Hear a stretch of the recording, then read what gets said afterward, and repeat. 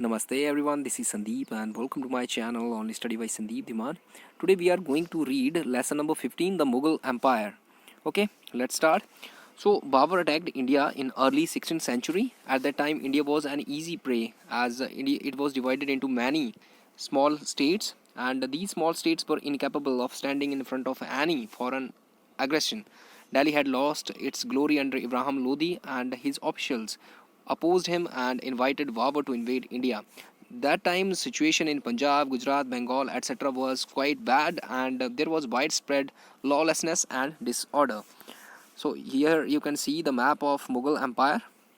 Then after, if we talk about the local rulers, they were unpopular among the masses, and Babur that time laid the foundation of Mughal Empire. He was succeeded by his son Humayun, and his son Humayun's son was great Akbar, who proved to be the real glory of Mughal Empire.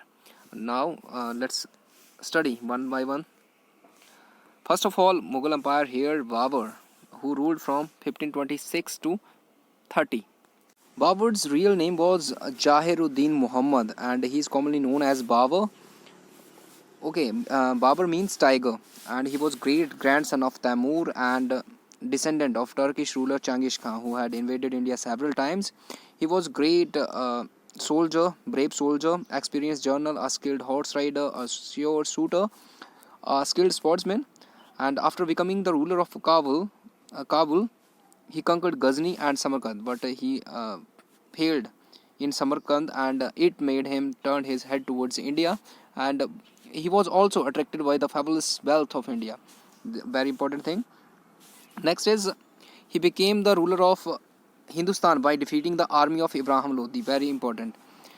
First battle of Panipat, which was fought in 1526 between Babur and Ibrahim Lodi. Babur defeated Ibrahim Lodi in this battle, and it was the end of the power of Afghans.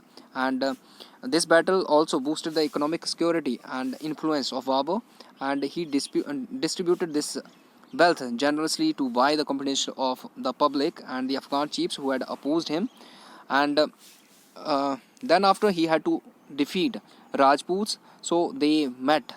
The two sides met at the Fitz Battle of Khanba, where Rana Sanga was defeated, and this defeat ended the power of great warriors, the Rajputs.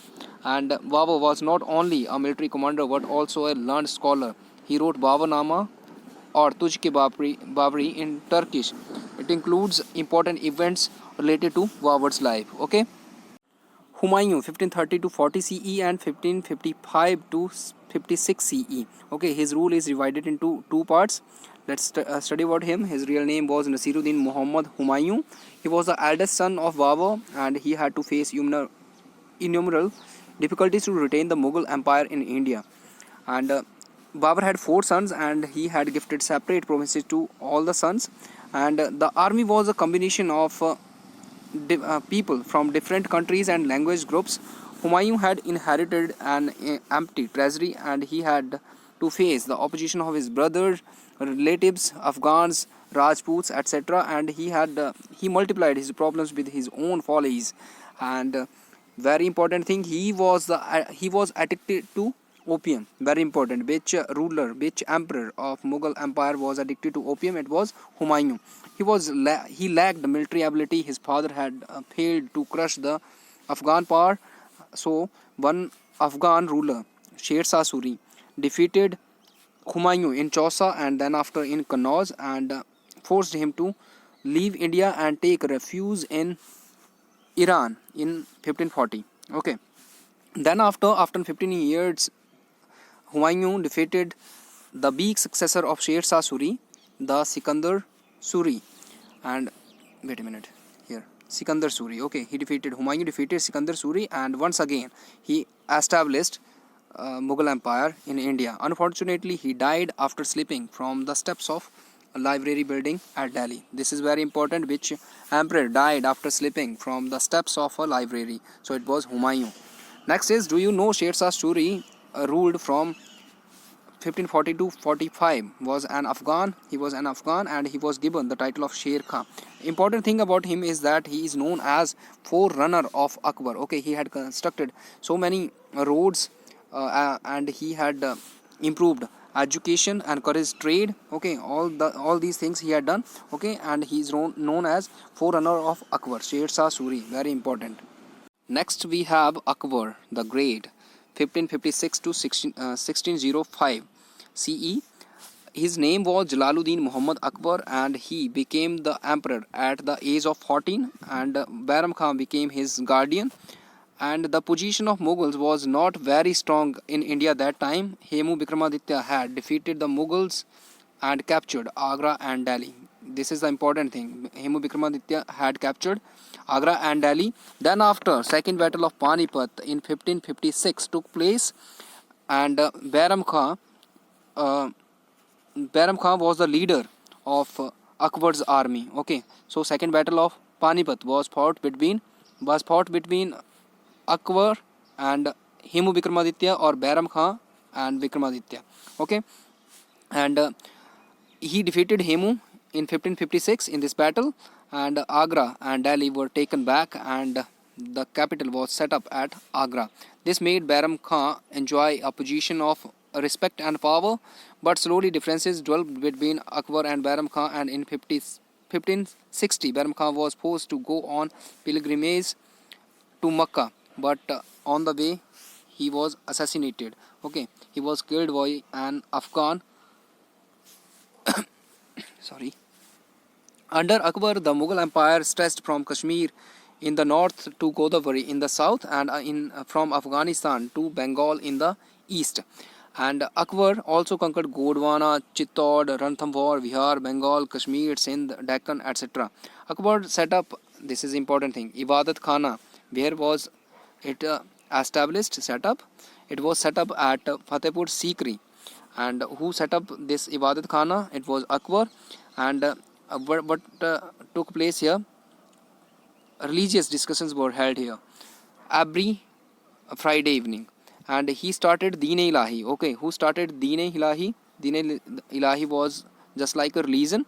It was started by Akbar in 1582, and good points of all the religions Akbar had taken in this religion, in this Deen-e Ilahi.